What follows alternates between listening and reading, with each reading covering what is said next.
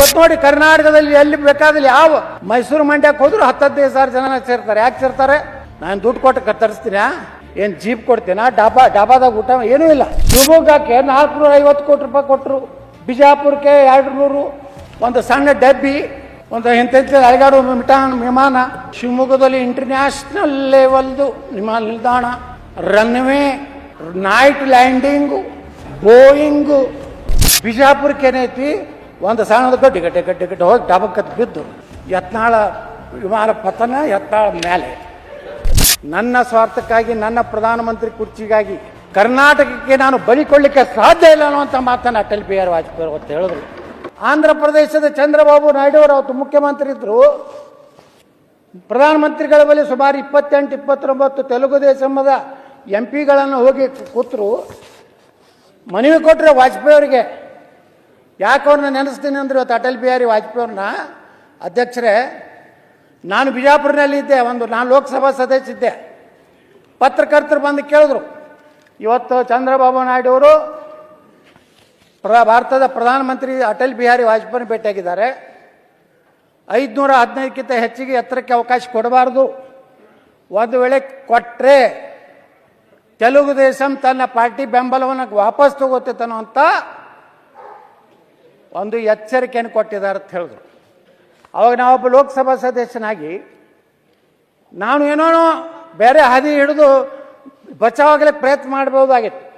ಆದರೆ ಅವತ್ತು ನಾ ಹೇಳಿದೆ, ಕೇಂದ್ರ ಸರ್ಕಾರ 519.6 ಎತ್ತರಕ್ಕೆ ಅನುಮತಿ ಕೊಡದೇ ಇದ್ದರೆ, ಸುಪ್ರೀಂ ಕೋರ್ಟ್ನಲ್ಲಿ ನಮ್ಮ ನ್ಯಾಯದ ಪಾಲನ್ನು ಕೇಂದ್ರ ಸರ್ಕಾರ ಅಫಿಡೇಟ್ ಹಾಕದೇ ಇದ್ದರೆ ನಾನು ಲೋಕಸಭೆಗೆ ರಾಜೀನಾಮೆ ಕೊಡ್ತೀನಿ ಅಂದೆ.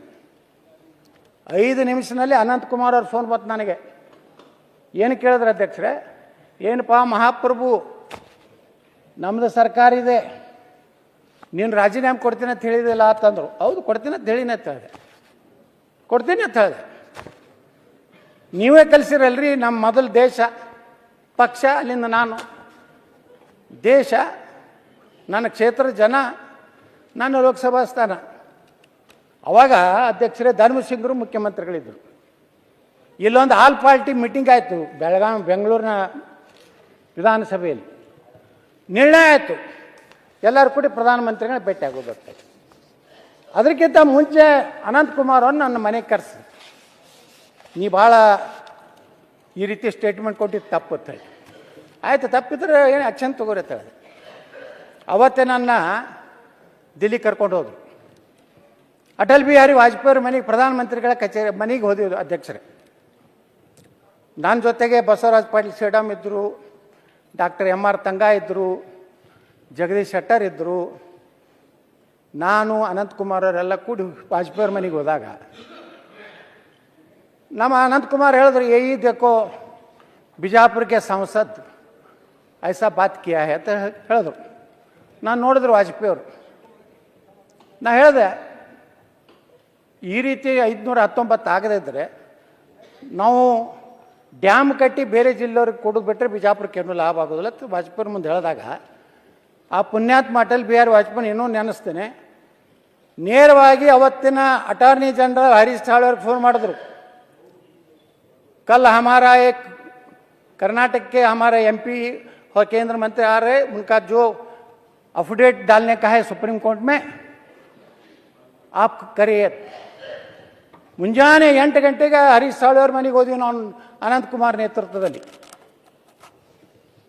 ಅವ್ರ ಮನೆಗೆ ಹೋದಿವಿ, ಟಿಫಿನ್ ಮಾಡಿದ್ವಿ. ಒಂದೇ ಮಾತು ಹೇಳಿದ್ರು ಹರೀಶ್ ಸಾಳ್ವೆ, कल हम अटल जी ने बोला है आज सुप्रीम कोर्ट में आलमट्टी डैम का 519.6 519.6 अफिडेविट डाल देंगे. ಅವ್ರಿಗೆ ಧಮಕಿ ಬಂದಿದ್ರ ಬಗ್ಗೆ ವಾಜಪೇಯಿ ನಮ್ಮ ಮುಂದೆ ಏನು ಹೇಳ್ತಾರೆ ಅಧ್ಯಕ್ಷರೇ, ನನ್ನ ಸ್ವಾರ್ಥಕ್ಕಾಗಿ, ನನ್ನ ಪ್ರಧಾನಮಂತ್ರಿ ಕುರ್ಚಿಗಾಗಿ ಕರ್ನಾಟಕಕ್ಕೆ ನಾನು ಬಲಿಕೊಳ್ಳಿಕ್ಕೆ ಸಾಧ್ಯ ಇಲ್ಲ ಅನ್ನುವಂಥ ಮಾತನ್ನು ಅಟಲ್ ಬಿಹಾರಿ ವಾಜಪೇಯಿ ಅವತ್ತು ಹೇಳಿದ್ರು. ಮುಂದೆ 6 ತಿಂಗಳಾಗ ನಾನು ಏನು ಉಚ್ಚಾಟನೆ ಮಾಡಬೇಕಂತಿದ್ರಲ್ಲ ಅಧ್ಯಕ್ಷರೇ, ನಾ ಕೇಂದ್ರ ಮಂತ್ರಿಯಾಗಿ ಅಟಲ್ ಬಿಹಾರಿ ವಾಜಪೇಯಿ ಸರ್ಕಾರದಲ್ಲಿ ಕೆಲಸ ಮಾಡುವಂಥ ಅವಕಾಶ ಕೊಟ್ಟರು. ನಾವು ನಮ್ಮ ಭಾಗದ ಜನರ ಬಗ್ಗೆ ಕಳಕಳಿ ಇಟ್ಕೊಂಡು ಕೆಲಸ ಮಾಡಿದ್ರೆ ಯಾರಿಗೂ ಹಂಚಬೇಕಾಗಿಲ್ಲ. ಜನ ನಮ್ಮ ಬೆನ್ನ ಹತ್ತಾರೆ. ಇವತ್ತು ನೋಡಿ ಕರ್ನಾಟಕದಲ್ಲಿ ಎಲ್ಲಿ ಬೇಕಾದಲ್ಲಿ ಯಾವ ಮೈಸೂರು ಮಂಡ್ಯಕ್ಕೆ ಹೋದ್ರು 10-15 ಜನ ಸೇರ್ತಾರೆ. ಯಾಕೆ ಸೇರ್ತಾರೆ? ನಾನು ದುಡ್ಡು ಕೊಟ್ಟು ತರಿಸ್ತೀನ, ಏನು ಜೀಪ್ ಕೊಡ್ತೀನ, ಡಾಬಾದಾಗ ಊಟ ಏನೂ ಇಲ್ಲ. 15-20 ಸಾವಿರ ಜನ ಸೇರ್ತಾರೆ. ಯಾಕಂದ್ರೆ ಗಟ್ಟಿಯಾಗಿ ಒಂದು ಪ್ರತಿನಿಧಿಯಾಗಿ. ಇದು ಉತ್ತರ ಕನ್ನಡ ಸಮಸ್ಯೆ, ಸಮಸ್ಯೆ. ಈಗ ನಮ್ಮ ಕಡೆ ಎಲ್ಲ ಫೇಮಸ್ ಆಗ್ಬಿಟ್ಟಿದ್ದೀರಾ ನೀವು? ಬಿಜೆಪಿ ವಿರುದ್ಧ ನೀವೇ ಮಾತಾಡೋದಲ್ಲ. ನೋಡಿ ಅಧ್ಯಕ್ಷರೇ, ನಾನು ಯಾವ ರೀತಿ ಅನ್ಯಾಯ ಆಗ್ತದೆ ಅದು ಇವತ್ತು ನಾವು ಹೇಳಿದೆ. ಯಾವುದೇ ಪಕ್ಷಾತೀತವಾಗಿ ನಾ ಮಾತಾಡ್ತೀನಿ ಇವತ್ತು. ನನಗೆ ಇಲ್ಲ ನರೇಂದ್ರ ಸ್ವಾಮಿ ಅವರ ನರೇಂದ್ರ ಸ್ವಾಮಿ ಅವರು ನೀವು ಶೀಘ್ರದಲ್ಲಿ ಮಂತ್ರಿ ತುಂಬಾ ಪ್ರಖ್ಯಾತ ಆಗಿದ್ರಿ ಅಧ್ಯಕ್ಷರೇ. ಬಿಜಾಪುರದಲ್ಲಿದ್ದರೆ ಬಂದ್ರೆ ಕಿತ್ನಾಳು ನೋಡ್ರಿ ಅಧ್ಯಕ್ಷರೇ, ನಮ್ಮ ಸರ್ಕಾರ ಇದ್ದಾಗಿಂದ ಒಂದು ಅನ್ಯಾಯ ಹೆಂಗೆ ರಾಜೀವ್ ಕಾಗೆ ಅವ್ರು ಹೇಳಿದಾರಲ್ಲ, ನೀವು ಕಂಟಿನ್ಯೂ ಮಾಡಿ. ಅವ್ರು ಯಾಕೆ ಡಿಸ್ಟರ್ಬ್ ಆಗ್ತೀರಿ? ನಾ ಡಿಸ್ಟರ್ಬ್ ಆಗುದಿಲ್ಲ. ಅವರು ನರೇಂದ್ರ ಸ್ವಾಮಿ ಅವರು ನಾವು ಮಂತ್ರಿ ಡಿಸ್ಟರ್ಬ್ ಆಗಬಾರ್ದು. ಅಧ್ಯಕ್ಷರೇ, ನಮ್ಮ ಸರ್ಕಾರ ಇತ್ತು, ನಮ್ಮವ್ರು ಮುಖ್ಯಮಂತ್ರಿ ಇದ್ರು. 2 ವಿಮಾನ ನಿಲ್ದಾಣಗಳು ಒಂದೇ ಬಜೆಟ್ನಲ್ಲಿ ಅನೌನ್ಸ್ ಆದವು, ಶಿವಮೊಗ್ಗ ಮತ್ತು ವಿಜಯಪುರ. ಶಿವಮೊಗ್ಗಕ್ಕೆ 450 ಕೋಟಿ ರೂಪಾಯಿ ಕೊಟ್ಟರು, ಬಿಜಾಪುರಕ್ಕೆ 200. ಒಂದು ಸಣ್ಣ ಡಬ್ಬಿ, ಒಂದು ಇಂಥ ಅಳಗಾಡು ವಿಮಾನ. ಶಿವಮೊಗ್ಗದಲ್ಲಿ ಇಂಟರ್ನ್ಯಾಷನಲ್ ಲೆವೆಲ್ದು ವಿಮಾನ ನಿಲ್ದಾಣ, ರನ್ವೇ, ನೈಟ್ ಲ್ಯಾಂಡಿಂಗು, ಬೋಯಿಂಗು, ಗೂಡ್ಸ್. ಆ ಗೂಡ್ಸಕ್ಕೆ ಏನಂತಾರೆ ಅದು ವಿಮಾನಕ್ಕೆ? ಕಾರ್ಗೋ. ಬಿಜಾಪುರಕ್ಕೆ ಏನೈತಿ, ಒಂದು ಸಣ್ಣದು ಗಡ್ಡೆ ಹೋಗಿ ಡಬಕ್ಕತ್ತು ಬಿದ್ದು ಯತ್ನಾಳ ವಿಮಾನ ಪತನ, ಯತ್ನಾಳ ಮೇಲೆ.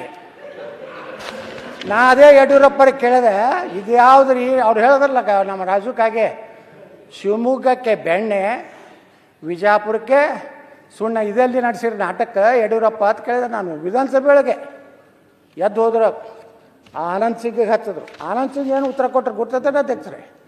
ವಿಜಯಪುರದ ವಿಮಾನ ನಿಲ್ದಾಣದಲ್ಲಿ ಹೈ ಟೆನ್ಷನ್ ವೈರ್ ಇರೋದ್ರಿಂದ ಉದ್ದಾದ ಒಂದು ರಸ್ತೆ ರನ್ವೇ ಮಾಡಲಿಕ್ಕಾಗಲಿಲ್ಲ. ಅಂದೆ ಹೈವೇ ಟೆನ್ಷನ್ ಕಿತ್ತು ಹೊಡಿಯಪ್ಪ ಕಡೆ, ನನಗೆ ರನ್ವೇ ಮಾಡತ್ತಾರೆ. ಜಗಳ ತೆಗೆದೆ. ಇವತ್ತು ನಮ್ಮ ಬಿಜಾಪುರದು ಮುಂದೆ ಸೋಮಣ್ಣ ಬಂದ್ರೆ, ಇವತ್ತೇನು ಕೇಂದ್ರ ಮಂತ್ರಿ ಬಂದು 200 ಕೋಟಿ ಕೊಟ್ಟರು. ಶಿವಮೊಗ್ಗ ಈಕ್ವಲೆಂಟ್ ಬಿಜಾಪುರ ವಿಮಾನ ನಿಲ್ದಾಣ ಆಯಿತು. ಅದು ನಮ್ಮ ಹೋರಾಟದ ಫಲ. ನಾವು ಬರೀ ಅಂಜು ಕೂತಿದ್ರೆ ಭಾಳ ಉಚ್ಚಾಟನೆ ಇನ್ನೂ 10 ಸಲ ಮಾಡಲಿ, ನಾನೇನು ಅನ್ಸೋದಿಲ್ಲ. ನಾಳೆ ನೇರವಾಗಿ ಜನರಿಂದ ನಂದೇ ಪಕ್ಷದಿಂದ ಬರ್ತೀನಿ, ಅದು ನನಗೆ ಭಯ ಇಲ್ಲ. ಅದಕ್ಕೆ ಅಧ್ಯಕ್ಷರೇ, ಇವತ್ತು ನಮ್ಮ ಮುಖ್ಯಮಂತ್ರಿಗಳೇ ಹೇಳಿದ್ರು ಇದೇ ಸದನದಲ್ಲಿ, ಬೆಳಗಾವಿ ಅಧಿವೇಶನದಲ್ಲಿ ತಮ್ಮ ಉತ್ತರ ಕೊಡುವ ಸಮಯದಲ್ಲೇ ಹೇಳಿದ್ರು, ಮಿಸ್ಟರ್ ಯತ್ನಾಳ್, ನಿಮ್ಮ ವೈನ್ ಬೋರ್ಡಿಗೆ ಒಂದು 100 ಕೋಟಿ ಕೊಡ್ತೀನಿ ಅಂದರು. ಇನ್ನೂವರೆಗೆ ಮುಖ್ಯಮಂತ್ರಿಗಳು ಮನಿ ಬಜೆಟ್ನಲ್ಲಿಯೂ ಘೋಷಣೆ ಮಾಡಲಿಲ್ಲ.